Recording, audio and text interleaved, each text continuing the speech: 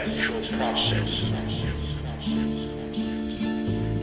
But suspense is essentially an emotional process.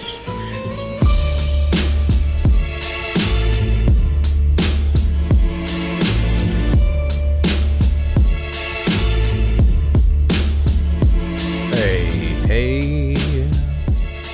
Good evening, everybody. Good to have you here.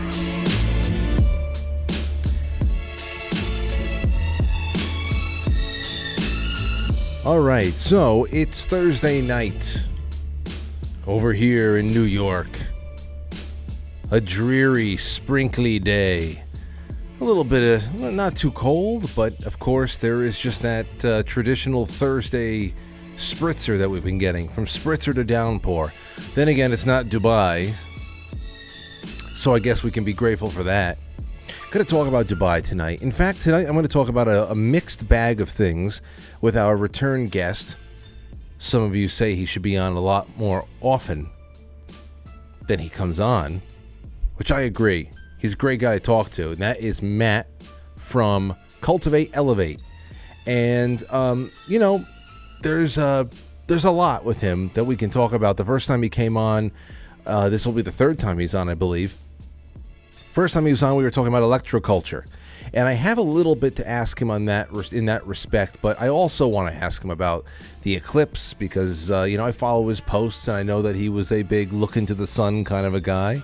I want to just talk about a little bit about geoengineering is going to come into it. If we have time, I want to ask him some questions about Tartaria because we were supposed to have our big Tartaria show already by now. And he was going to be some follow-up questions I was going to have, but maybe he'll take a couple of just whatever. And there's so many other things going on. Plus your questions. I'll be taking your questions for Matt, if you have any, on quitefranklysuperchat.com. I'll be looking at the Rumble rants, and I'll be looking at the gold pills on quitefrankly.tv as well. As they all come in, I will incorporate them in because I'll be holding them on after the intermission.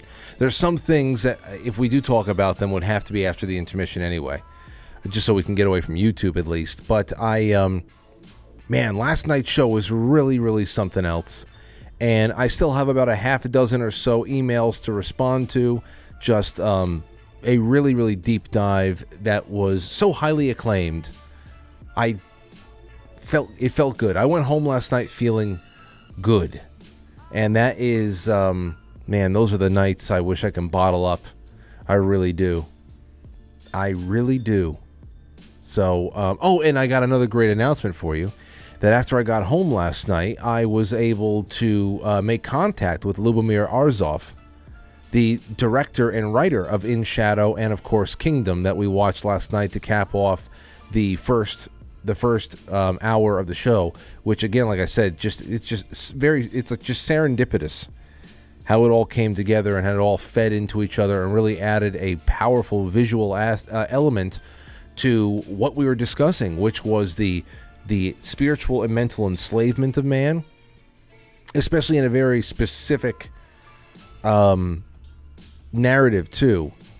If you go back and you watch In Shadow, then it just talks a little bit more generally about mankind and our dip into the darkness and our rise and triumph at the end. But of course, this one had imagery and it had a story that was very specific to what we've been living through in the last couple of years alone. So it was great. It really was. And he's coming on the show. So we've got Lubomir coming on the show to talk about just the creative process, and then of course all of the certain aspects of the messaging. It's one of those things where you don't want to bring an artist on to talk specifically about what was going through their minds at certain points. You don't want them to explain their art, but there's so many conversation pieces in there that it just it was a beacon. It was a tuning fork had been struck, and I feel like a lot of people responded. So I can't wait to speak with him. That'll be on May 6th. May 6th. Crossing my fingers, maybe I can get Rob to come in here that day too. So we'll see. It's a couple of weeks out. Maybe it can be worked out. Who knows? But that'll be a fun night. Real fun night. Okay, so here's the I want to thank my sponsors, BlueMonsterPrep.com. I also would love to urge many of you to go check out the Quite Frankly merch section. That is real nice. Actually thinking about a couple of new special edition designs over there. You know, Tony Black gave me a couple of old photos of him. Two, it looked like he was like maybe 13, 14 years old, but they're so small. I got to get them blown up first, and then, I don't know. He said, here, see what you can do with these. And then there's another picture of him in the ring, but he has his head down, and somebody's coming down on top of him with a big right. And I said, you know, it's too bad that this isn't flipped around, Tony. This would be a great shirt right here. But you're the one getting your head beat in this picture instead of giving the beating. So anyway, maybe I'll have something to show you with that soon. I have to get them scanned or something. All right. That's it. Go check out the affiliates page on quitefrankly.tv and become a sponsor.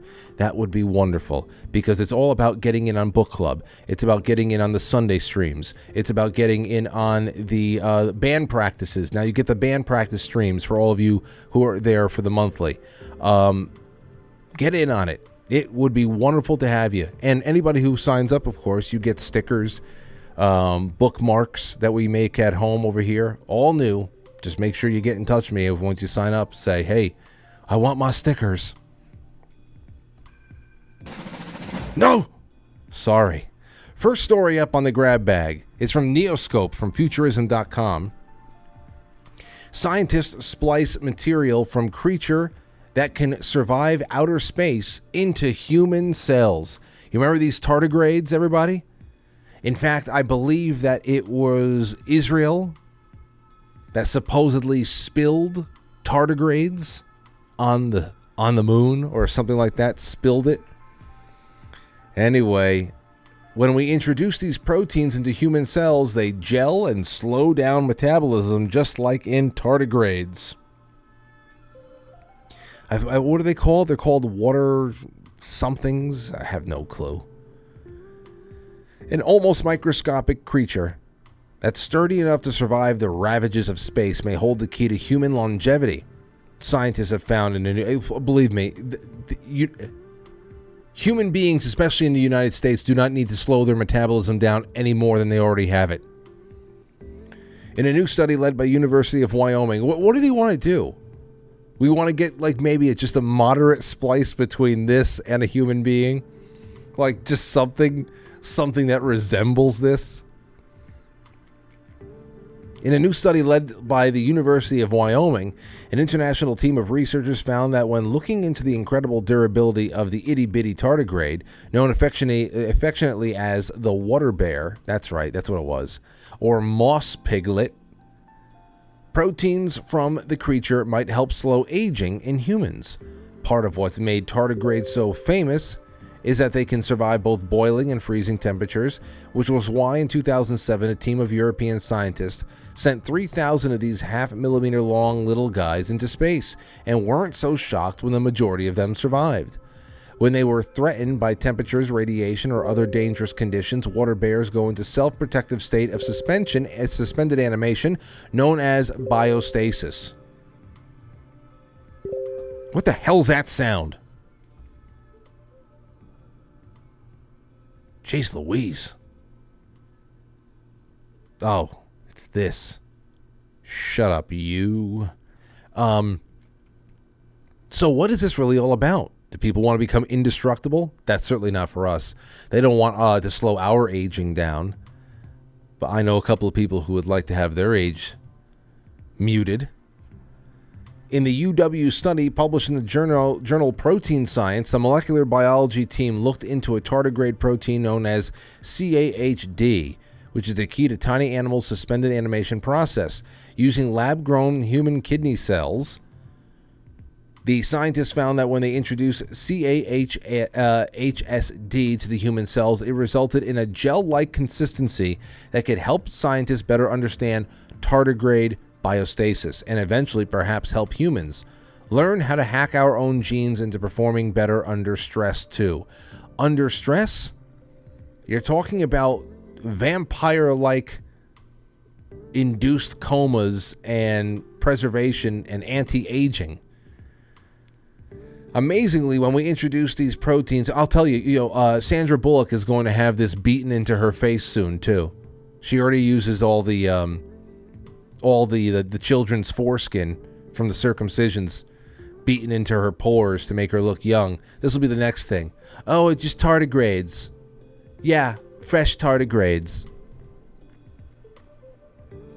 Amazingly, when we introduce these proteins into human cells, they gel and slow down metabolism, just like in tardigrades. Sylvia Sanchez-Martinez, a senior research scientist at UW's molecular biology department and the lead author of the study, said in the school statement, just like the tardigrades, when you put human cells that have these proteins into biostasis, they become more resistant to stresses, conferring some of the tardigrades' abilities to the human cells. So, you wait, ladies and gentlemen. You wait. You wait until your little cousin comes back from college for Thanksgiving and suddenly has 3 new arms. I don't know what the hell's going on here. All right, here's the next thing. Because, they're trying to capitalize on the increasing number of lonely people out in the world now. Tech executives predicts that AI girlfriends will create a $1 billion business. Comfort at the end of the day, they're calling it. It's only a matter of time, according to the New York Post, before someone builds the next billion-dollar dating app that will pair real-life users with artificial intelligence-created girlfriends, according to a tech executive. Of course, it's just girlfriends that they're focusing in on here. Because, men will probably be the primary consumer. Greg Eisenberg, CEO of Late Checkout, wrote a blog on X in which he shared that he met a man in Miami who admitted to me that he spends $10,000 a month on AI girlfriends. I thought he was kidding, Eisenberg said. But he's a 24-year-old single guy who loves it. When Eisenberg asked him what he loved about it, the Miami man is quoted as saying, "Some people play video games. I play with AI girlfriends. How sad is this getting?" Eisenberg said that he was told by the man, "I love that I could use voice notes now with my AI girlfriends. I get to customize my AI girlfriend. Likes, dislikes, etc. It's comfort at the end of the day." The Miami man stated his preference for the 2 websites. Candy AI, then there's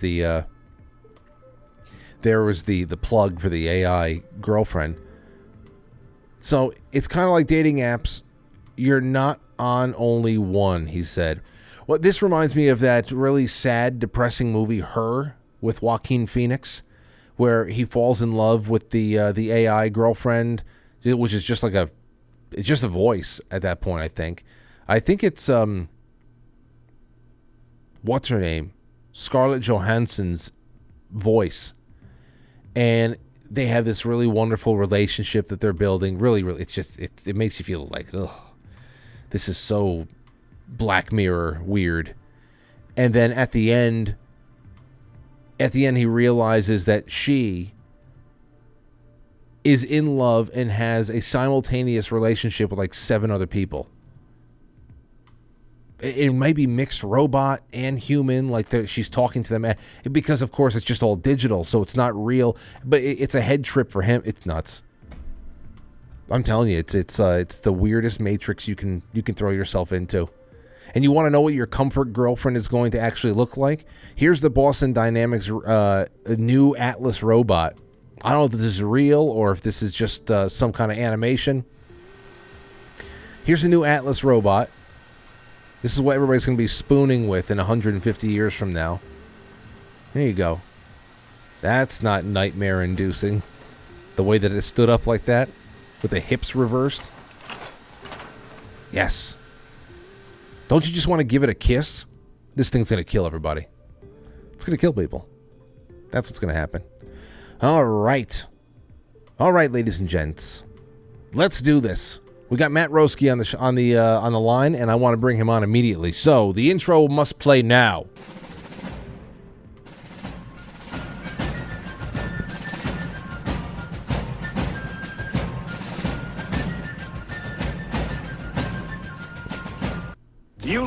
one ant stand up to us, then they all might stand up.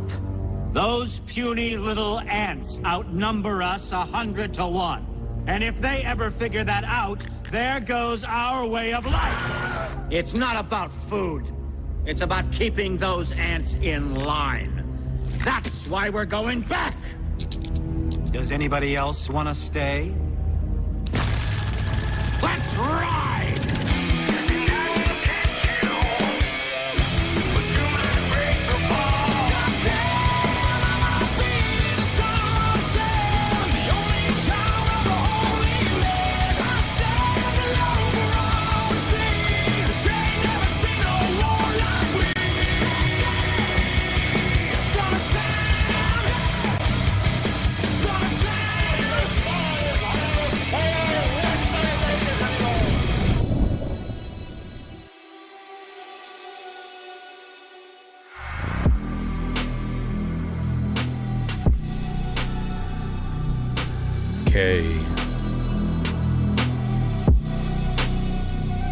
Welcome, everybody. Welcome. It's good to have you on. Good to have you here.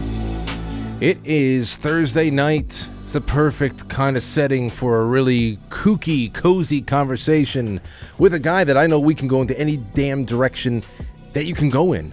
And welcome back to the show, Matt. Cultivate Elevate. How you been, brother? What's going on? It's about 90 back in Scottsdale again. Oh. Back in hot, and it feels good. It's been a while. I know 90 sounds great, but then again, you are going to be in that like 116 degree zone before you know it. That's the way it is for you, though. It gets up to 121 usually. So then I go hiking around that time. So it's a fun time. Oh, you know what? Let's talk about that. Well, let me ask you this first. Actually, no, let's talk about the 121 degree hike. That is usually one of those things. I know that you don't have the humidity of the Northeast, but still, once you get into that area, I know that the weather advisories go out there in the Southwest. Stay in your houses. What benefits do you take away from being out there in the extreme heat, and how much do you allow yourself? I mean, it's mostly like a detox. If you really kind of think about it, you're detoxing everything, and you're just sweating like crazy, and it kind of pushes your mind to a different place. I mean, Scottsdale and the Arizona desert has really kind of just pushed my mind to a different place. And when it's that hot and you try hiking, you're really kind of pushing your mind and it kind of like expanding it. I don't know how to explain it, but there's something magical about hiking when it's like 120 or 115 degrees outside. Do you do any of those Spartan races or anything like that? Like, as far as your actual physical conditioning goes, do you have any preferred way to work out, exercise? I just do some kettlebells and dumbbells. I mean, I was heavily in the fitness world. I used to own a big bodybuilding, powerlifting gym, watch people squat 1,000 pounds, deadlift 1,000 pounds, bench 626 pounds. So I've seen just about everything, when I was in the fitness world. But now I kind of just do a lot of stuff with not like movement, but a lot of stuff with movement and kettlebells and dumbbells. And then just focusing on like my breath too as well. Because a lot of times when we work out, we hold our breath and then our blood pressure goes up. So I do a lot of stuff like that now. And just, it's very different. I try not to hurt my body as much as I once did in the past. Yeah, I'm there. I'm there with you. Right now, it's all about trying to find a steady path to flexibility. But let me ask you this, because that makes a lot of sense. That was like your genesis story to where you're doing now, because you've still kept health, fitness, just overall wellness as a focal point of what you do. I would love to talk to you a little bit about the stuff that's in your store, especially Dragon's Blood and the Pearl Powder, because you sent me both of those things, and I haven't used them. I haven't used them consistently enough to even know what I'm looking for. But I would love to know more about them. So we'll talk about that. But but as far as how would you describe your mission on a media level? Because even though you have this really awesome line of products, you do dives into so many interesting topics that just run the gamut. So has this always been something that you that you I don't know, that you were really inspired by, the mysteries of our civilization and whatnot? I mean, with my personality, I think it's because I'm a Capricorn. It's like I go very, very extreme, like to one thing. So when I go to learn something, I just will sit there and read for hours and hours and then watch videos for hours and hours. And back in the day, I used to play a lot of video games competitively, like, all over whatever. And when I would play that, I would be the same way in that. So I think my competitiveness of in the fitness world or video games or any of the things I've done in the past, because I would do such things in like an extreme manner. I think with learning, it's kind of been the exact same thing, and reading books and going into information and then going, okay, and then just breaking it down and then going into the back of the books, reading the back of the books, and then going, oh, I got to now get that book and read that book and then kind of go through there and everything else. But I think it's more of like almost like a OCD where I just get really, really obsessive and then just go, I don't know, ham on it, whatever it may be. Well, it's really ended up with you having a very eclectic number of accounts. I mean, the whole network that you've built up across all these platforms. It's really a lot of fun because I don't know where you're going to go from day to day, but it's usually something I'm interested in. And I'm like, all right, we're going to have to talk about that next time he's on. Let me ask you about this because I know that you got a little bit of you saw a dip in your viewership, suspiciously enough, after the eclipse, or at least leading up to the eclipse. You were encouraging people to go out there. Don't be afraid of the sun. Get a little bit of eye contact with it. Every ophthalmologist on television for weeks leading up to the event was saying, stay in your house or make sure that you have a black garbage bag over your eyes when you look at it. So tell us a little bit about your Eclipse Day experience. So last October, I went and decided I was going to watch the eclipse. That's kind of what happened. So the eclipse came out in Arizona, and it actually passed over Arizona. And we had the same warnings, that you should, not that you should use the glasses and not look at it and everything else. So I just decided, okay, well, I'm going to do the opposite. I'm going to go outside and I'm going to spend like an hour outside and I'm just going to watch the whole entire thing. And it was the most out of body experience. Like it felt like night and day were merging together at the same time and just like this crazy download. And so then this past eclipse came up and I was saying, do the exact same thing. Like I looked at it, you can watch it. And it was crazy because I think we had like close to like 2,000 comments or something of people who also watched the eclipse with no glasses. And the most mind-blowing things were people who had eyesight issues were being fixed and were saying that they could see sharper the next day. Wow. So then I started to sit there and think, well, what frequencies are coming from the eclipse? There's so much coming in. You're getting all these wavelengths that are coming in through the eyes, and the eyes are the keys to the soul. And you need wavelengths in order to heal the mind and heal the body and everything else. But, with this whole eclipse thing, they put so much fear. And they put like, oh, there's going to be earthquakes and CERN and just a bunch of nonsense, like pretty much all of what it is. But they feed on people's energy. And what I wanted to do is I wanted to see if everybody does the opposite, what will happen. And everybody did the opposite. And they all felt great. They felt supercharged. They felt ready to go. And it kind of gave people back that, in my opinion, that boost that we need. Just kind of like 2020 when people are telling you to wear a mask on your face, like whatever. Same exact thing. People have to go against the grain. And I think with the Eclipse glasses, which are patented by DuPont, polyester and mylar is what are in those glasses. And they block every single ray, which we need rays. This is why people start getting all kinds of brain issues. They wear too many sunglasses. They got windows right here that block the UV. They get in a car with a windshield that blocks the UV. They have their traditional glasses, which block the UV. And then all of a sudden their eyesight falls apart. So with that eclipse, you're getting a download that you can't have only about every 4 months. I think it is when the eclipse happens, about every 4 months. But it's just, in my opinion, it was a lot of fear, and we should be uplifting each other instead. And we should be bringing positivity and looking at it and embracing nature, because nature has given us this beautiful gift.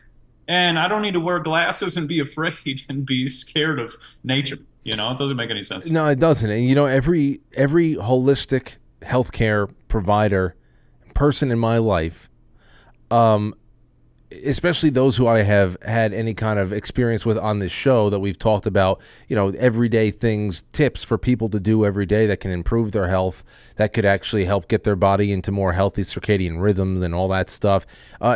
So many of them will say one of the best things to do in the morning is if you can get yourself into the rhythm of going outside and just having your eyes connect with, even just for a few seconds, with the rising sun, that there's something, it's almost like the cannabinoid system. Everybody says, stay away from any kind of derivative from the cannabis plant. But then again, you when you realize that our bodies have a cannabinoid system that actually, molecularly connects to this stuff, you say, well, what is that for? You actually did a little bit more into older writings on UV therapy, right, recently?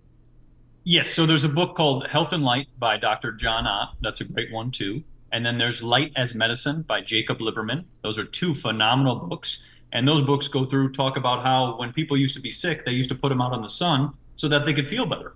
And this actually tapers into radium, which I've been doing a lot of research on. They actually used to do radium therapy, which is sun therapy or raw therapy. And so when people were under the influence of not feeling well, they would put them out in the sun.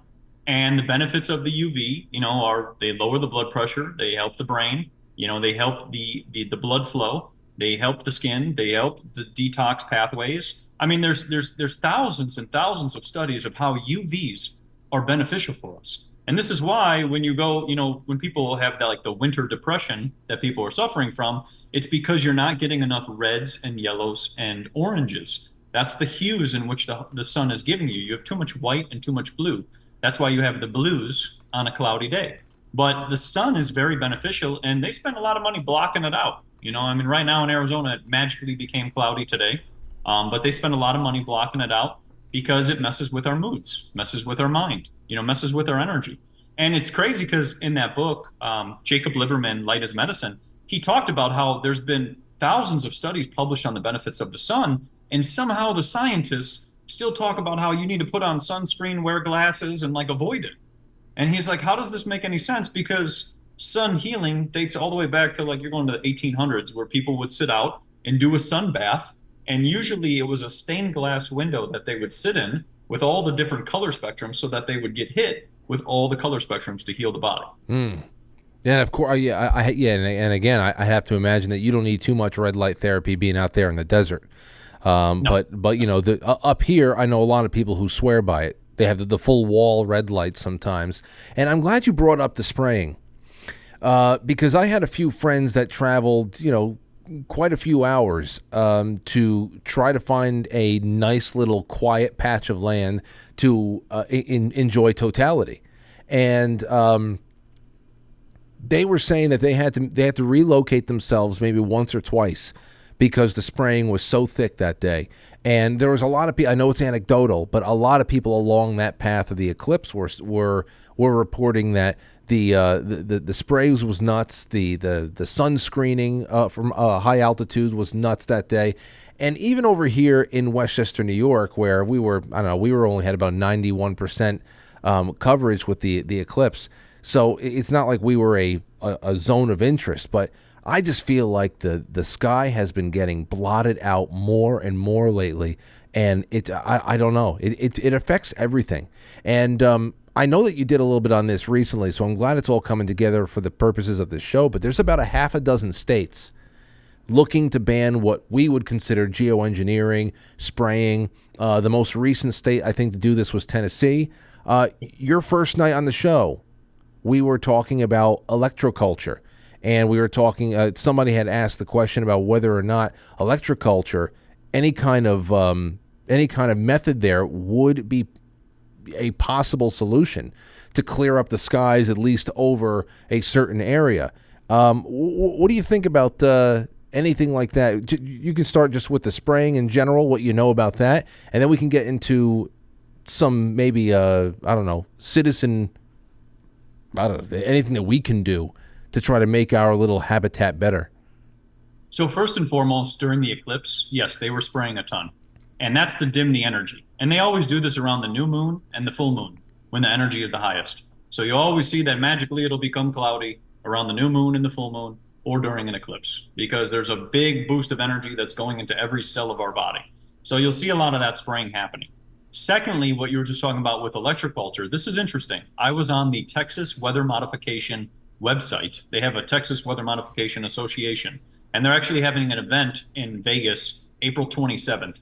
So if anybody wants to attend and see what weather modification plans they have for Texas, Arizona, Utah, Colorado, and Vegas, you can attend that. But with that situation, they talked about, they used a static cloud generator.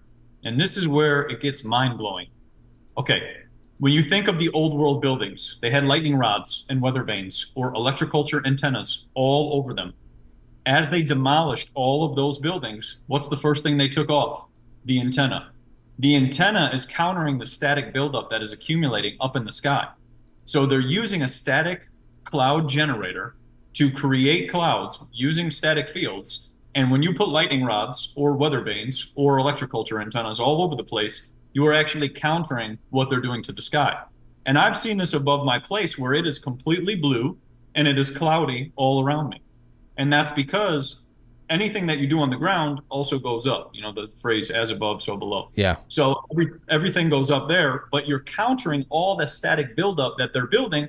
Then they get a bunch of static. It turns into a thunderstorm, and then you get lightning. That's, that's incredible. It's incredible to hear all this stuff because, again, last night we were talking a little bit about, we're talking about the technocratic methods that are used to actually kind of, break us down on an individual basis, spiritually, everything.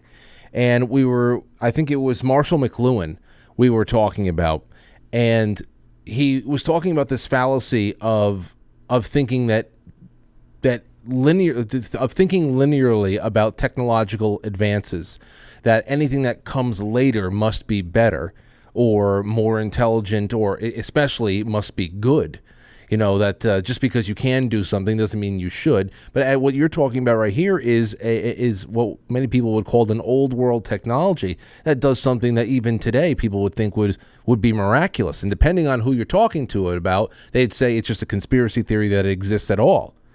So that's just crazy. And last time you were on, we were talking about the mercury balls that were at the top of these buildings as well. So I'm sure that all ties in big time. Well, and with the antennas, like we were just talking about, the first thing they always do when they remodel a building, and especially by you in New York, there's tons of old world buildings all over the place. But the first thing that they always remove is the antennas. Mm-hmm. And if you think about it, if the antennas are the counter to what they're doing in the sky, then that would be the first thing you'd want to remove, because as you do your weather, engineering programs, like what just happened in Dubai with the mass flooding and everything else, well, you have all this static buildup and then it pours. So the first things they're always removing, are those antennas. And Dubai is a perfect example. I don't know if anybody saw it. People should look into this. The airports, everything, it's all flooded because they are messing with the weather. And they thought that, if they mess with the weather, that it will be perfectly fine. And they flooded the whole town, the airport, the waters, all over the place. And it's interesting because they also talked about how they just installed a sewage system, like the largest drainage sewage system last year. And it's like, oh, you're installing a drainage system in the desert? Because, like, for example, I used to make a joke to my buddy, in Chicago that in Arizona, you're going to need flood insurance. Because when they start doing this stuff, for example, a place like the desert doesn't have the infrastructure for water. Like, it just floods everything. So, right here in Dubai, same exact thing. They just flooded the airport and everything. And then now they're trying to call it climate change. That's what's funny. And it's like, well, as me and you talked about this on our first episode of just, changing the climate, well, we know who's changing the climate. It's all three-letter agencies.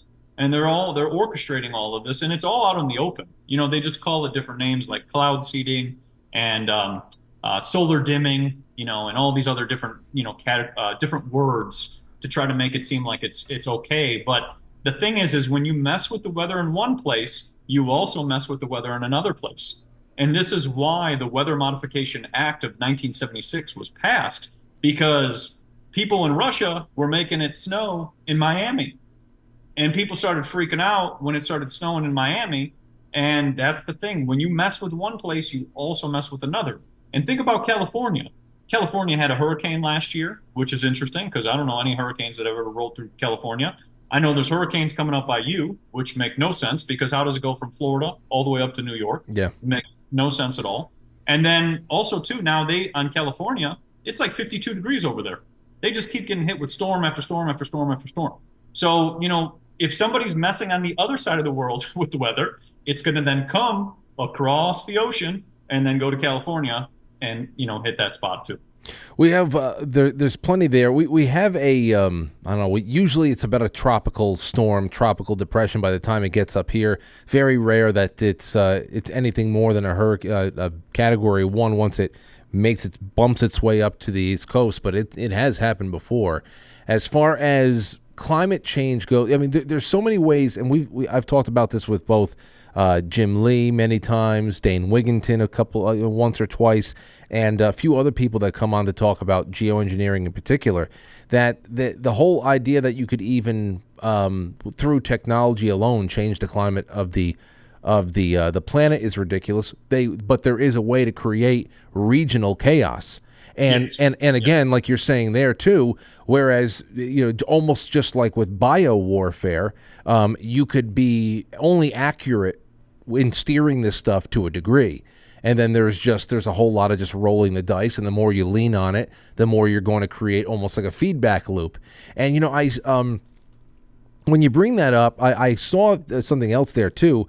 What you're talking about with Dubai, because I had put the time lapse up on the screen while we were talking. But isn't it crazy though, Matt, that whatever is written about with Dubai over the last couple of days, the headline is something like this: BBC, what is cloud seeding and did it cause the Dubai flooding? Here's another one all the way through: Dubai's extraordinary flooding, here's what to know. And it all comes down to denying cloud seeding is the problem. No, they'll just come out and say, no, cloud seeding didn't do it. What is cloud seeding and did it play a role in Dubai? And of course, it always comes down to no. But yeah, it's nutty. Experts say cloud seeding isn't to blame for Dubai's record. They got a year's worth of rain in one day. Now, I mean, I guess it could happen. Maybe. I don't know. I know that Las Vegas usually gets hit very hard once or twice a year. I saw that, on the internet, but I doubt it, man. I don't know. Just something tells me it's not on the up and up. It's not kosher. Yeah, and then when you get to it, you sit there and look at that and go, okay, well, who is fact checking? Who's censoring the information? And it's funny because all my videos, every single one, and I've shown the .gov website. Like I show you .gov, Weather Modification Act 1976, Weather Modification Act 1979. All the .gov websites, all of them, they will say is false and misleading information. And it's like, so the government is false and misleading information now? There's all these projects. They were in Vietnam, they were making it monsoon left and right, and they're trying to flood them out. So, you sit there and go, well, what happens when you play too much with the weather? And I think that's what's going to start to happen. People are playing games, doing stuff with the clouds and trying to make it rain. And even here, the energy companies are doing it. You can go on to SRP and you could look up APS, and they have weather modification or cloud seeding programs. And they're doing it so that they don't have to spend as much money. But, the thing is I always say, well, what happens when things go horribly wrong? And Dubai is a perfect example. And I don't ever believe that I'm above nature. Like, I don't need to mess with nature. But what's interesting is Wilhelm Reich, who created the Cloudbuster in about the 1950s, he was actually put in jail. All of his books were burned and everything else. But he was creating a device which could harmonize the air rather than doing what they're doing, spraying heavy metals, strontium, barium, all kinds of weird stuff, aluminum, everything else. But, with Wilhelm Reich's Cloudbuster, he was balancing out things, and then things would start to kind of come back to life, which when I've gotten into electroculture and started to understand all of this, and I don't know if you saw on Telegram, I put up all the pictures of all the cactus flowers. Yes. I have every cactus flower, every color, every bee, everything around me. And it's just wild. And I walk down the street, there's none.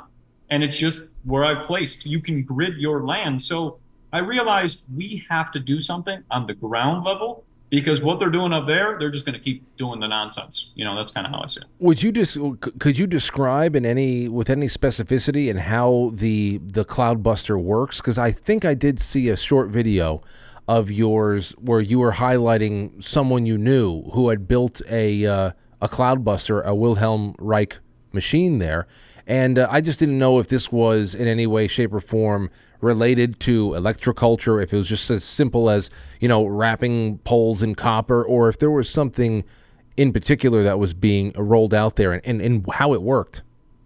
So that was 6 copper rods, and then it was into the earth, and the lady was actually spraying it with a hose because you need a little water involved. Wilhelm Reich's Cloudbuster was always connected to water. This is why they built all the dams. They had to block up all the flowage of the water, because if you have flowing water, you have energy. So you could connect that Cloudbuster into the water or a spring or a river, whatever it may be, and what it'll do is it'll start to harmonize the skies. And basically what they're doing is they're creating, it's like pollution or smog or dirty orgone radiation, that's what they call it. You could see it. The clouds look like dirty. They don't look like the puffy white clouds that you're used to. They look kind of just like, it looks like a paintbrush and whatever. So they're putting this unwanted frequency, that's the best way to describe it, into the air, and then you're getting this smog, pollution, garbage up there. So the Wilhelm Reich thing, what it's doing is it's harmonizing that, and we'll actually pull that out. And in the video, I actually showed how within about 2 hours, the one lady's house, after she sprayed it, was completely clear. And she's like, this is crazy. I cleared up the skies. And that's the thing I've started to realize when you look at Wilhelm Reich's work, that's what he was doing. And there's a fellow who's in Germany right now who actually built a Wilhelm Reich Cloudbuster, put a design like a kind of like the sacred life of geometry, like sacred geometry, the tree of life. Yeah, it made a design kind of like this, and they put it on top of the Cloudbuster. And what they noticed is it punched a hole in the clouds, the exact formation of the sacred geometry that they put on top of the Cloudbuster. You see, but I wish that there was bigger. I wish there were bigger things being organized, bigger efforts organized to show all of this in a working space. Because I'll look at short videos like that and say, that's an intriguing concept. But of course, you don't know. If you were to show that to the average person, they'll say that's bullshit. First of all, it's only a couple of copper rods and a little bit of water, and it has enough power to clear up the sky over a particular house. Or how's that even possible? I mean, you can say, well, hey, they got everybody in the neighborhood doing it. Perhaps they're able to team up or whatever. And but it just seems unbelievable to me, and I want to believe it. So I just wish that there could be a little bit more of a well documented experiment soon to show how this actually works, and maybe to pair it off with like Doppler radar. You can actually see clouds busting apart at certain times that all this stuff is going on. That would be wonderful if and those are the types of things I would love to see some money go toward. As far as studies go, there's all these stupid studies come out trying to measure whether or not a little bit of daily exercise is good for a person's psyche. Like, can you give this to somebody like you or any of your friends that would go out there and test this stuff? Because as far as electroculture goes, here's something I get all the time now, Matt. Over here, I got an email from Karen, who wrote into me yesterday because she heard you were going to be on the show. She said, Frank, I saw you're having Matt on tomorrow, and I wanted to send you these pics. It's of a jasmine that has been struggling in my backyard for at least 4 years. I mean spindly and bare. I watched Matt last summer on your show, and so I made a copper wrapped tree branch, embedded it in the ground, and look at this now. It is flourishing. So there's that, and she says that for 4 years this thing was just pathetic, and the only thing that changed was there's the branch with the copper there.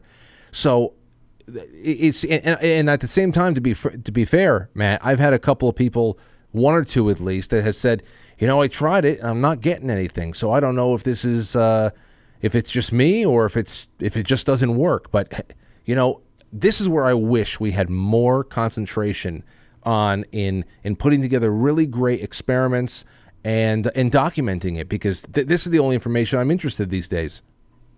Well, and I agree with you. And, you know, the perfect example, because you were trying to think of what an example of how these antennas are working, is think of HAARP. You have all these arrays of antennas, and they're all focused at the ionosphere. And then they cook the ionosphere.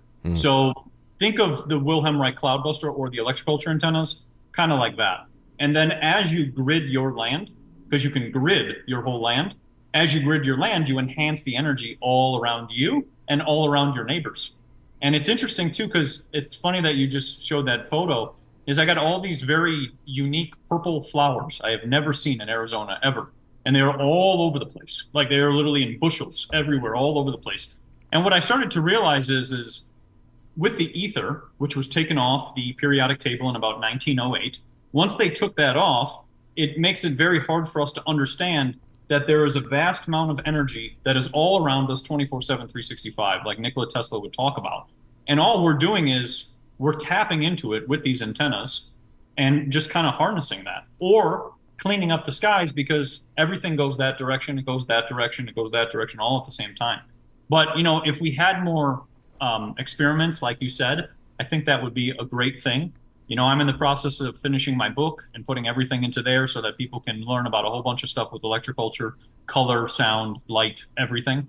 But, you know, like you said, I'm one person, you know, and we need multiple people. And that's why the coolest part when electroculture began was you had like millions of people all trying it and just kind of testing it out. And that's what we kind of need to do with everything, because we have to take part into, you know, countering this nonsense. You know, they're going to say they're going to pass some bills and all kinds of other things, and they might pass bills, which may help, but we also know the track record of a lot of these politicians as well, too. You know, they say one thing and it never happens. So, you know, in my opinion, we have to work on our land, and the more we harmonize our land, we can harmonize our community. And I think that's the better way than also trying to give away our power sometimes to somebody else. It is a great thing, but, you know, I take it with a grain of salt. Yeah, let me ask you this, because grain of salt, salt of the earth, let's think about things that are below our feet a little bit more than what's going on above just for a second, because when you talk about energy and when you talk about things that we can be, you know, looking into a little bit more, especially what you have coming up from the ground, do you how much time do you put into considering energy meridians of the earth, ley lines, especially where you are in the desert? I mean, there's so much lore, ancient lore about that part of the country that you're in right now, Arizona, southern Utah, New Mexico, around there, between portals, unknown crafts, skinwalkers, all that stuff. It's a very magical part of the country. So, but, you know, all over the world, you know, for time immemorial, you have people who have plotted civilizations along what they believe to be points of concentrated energy from the earth that is just generated from the earth itself. So what kind of consideration do you pay to ley lines, and do you know if you are near any significant ones? And go ahead on that one. So I do a lot of dowsing with my hands. You know, you can douse with your hands to find energy spots. It's really, really simple. And they used to do dowsing back in the day, you know, to find water, find gold, find silver, natural gas, you know, all the things which are unlimited. And yeah, everything else that we were told that's not limited, but it's unlimited. But they would find that with dowsing rods, and you're finding it based on the oscillation. So what you were saying is with these ley lines is there's a spin that's happening. And so by me, if you walk in two different places, one spot is high energy. This spot will crank you up and give you a ton of energy. And this other spot over here down by the creek, this spot will actually calm you down. But as you were saying, yes, a lot of these sacred buildings and temples and towns and cathedrals and all these things, they're always built on a ley line, because that energy is spiraling very, very heavy in that area. And I actually did a video where I went down to Saguaro Lake and I showed the cactuses, which were all growing out of the same point. And you can see the spiral on the cactus, and they are absolutely massive. But when there's energy coming out of the earth all the time. And this is what Nathan B. Stubblefield was talking about. He created an earth battery. The earth is always pulsing energy. So these people, these civilizations and sacred buildings and all those things, they built on top of these places because they would also heal us. You know, you can sit on top of this energy and it can begin to heal your cells, just like if you sit in a pyramid, it'll begin to heal you too. But you know, when it gets into all of this, there's all these ley lines around us. There's meridian lines of the earth, just like you have meridian lines of your hand.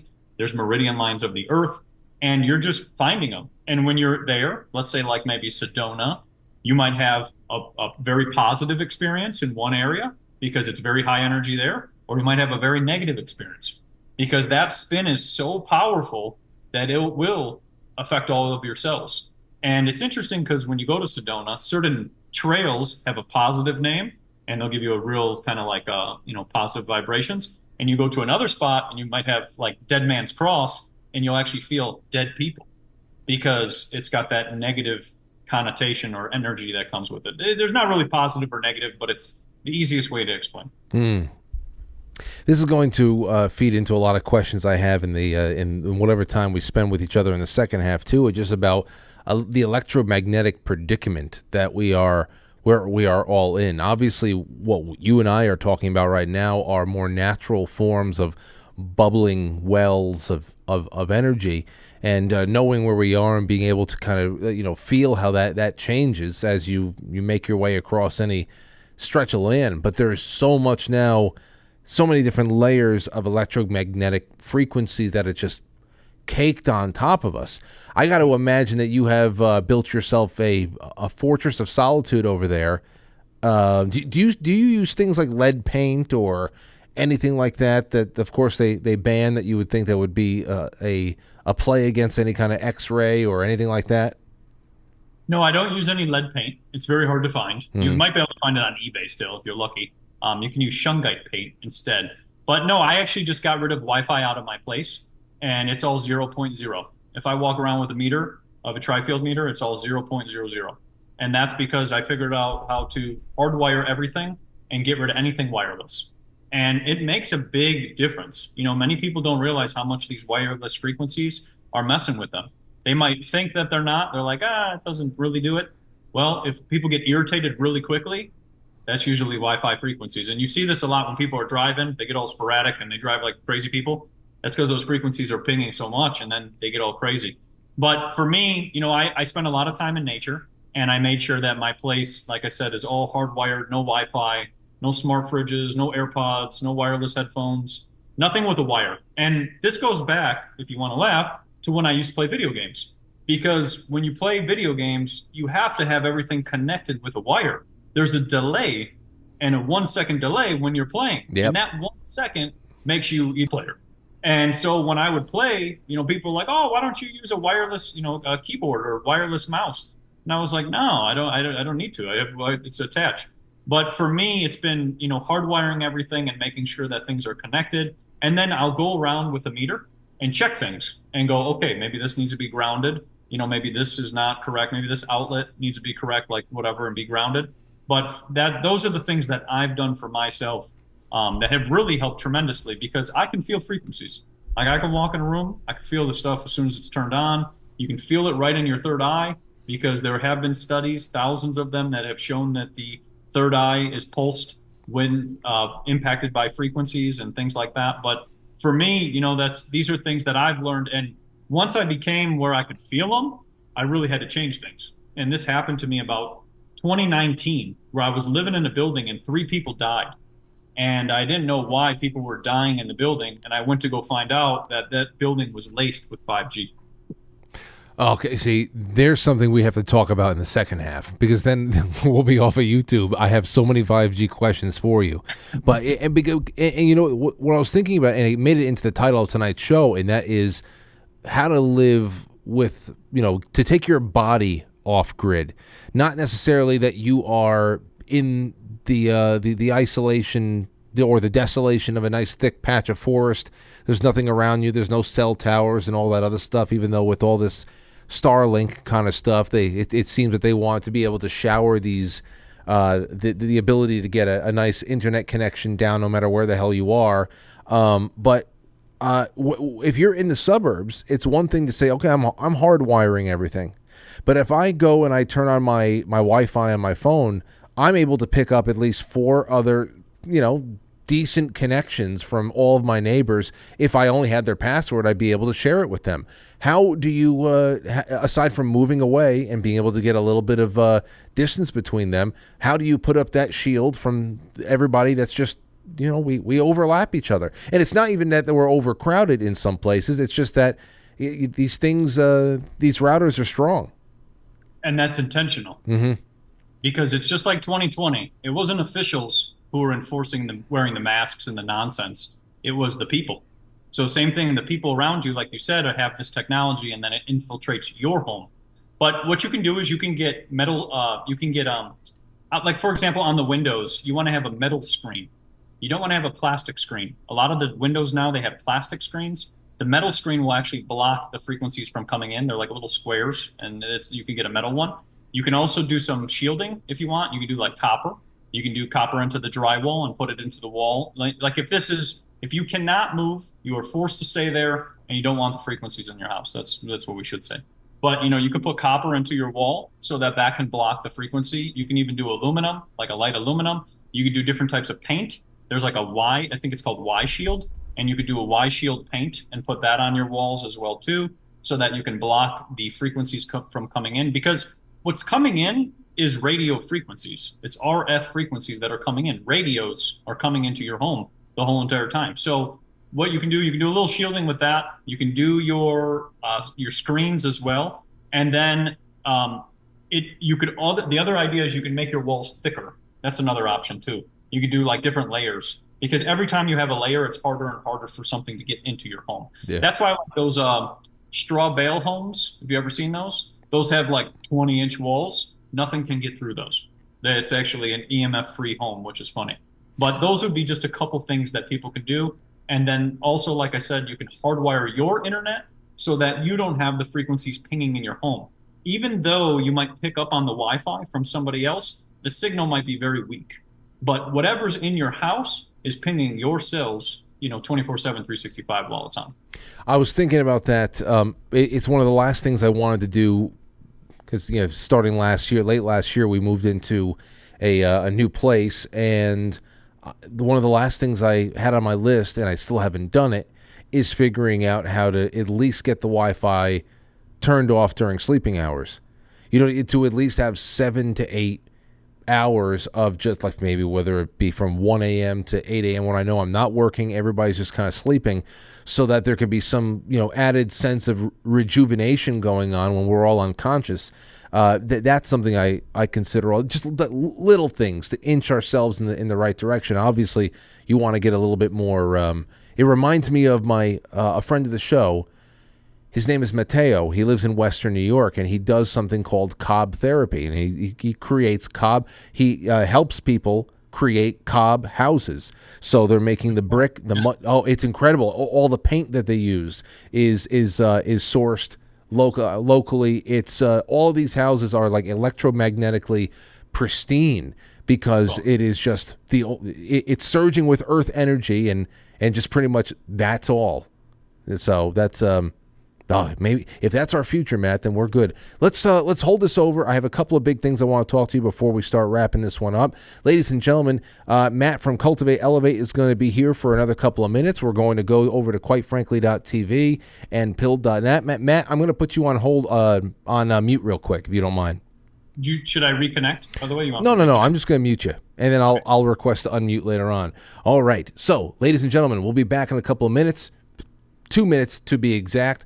Come on over to quitefrankly.tv, powered by Foxhole, or you can go to pilled.net. I've shared both those links.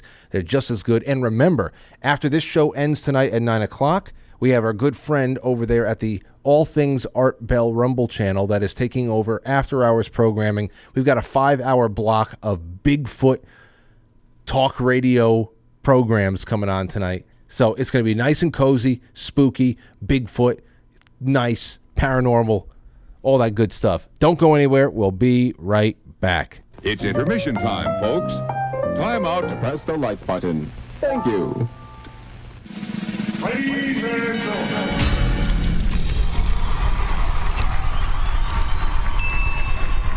Welcome to intermission. intermission. We'll be right back.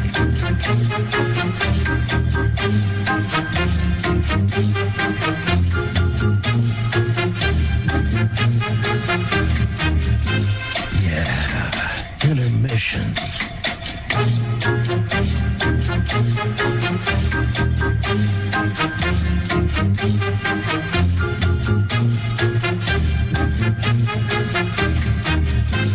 Yeah, intermission.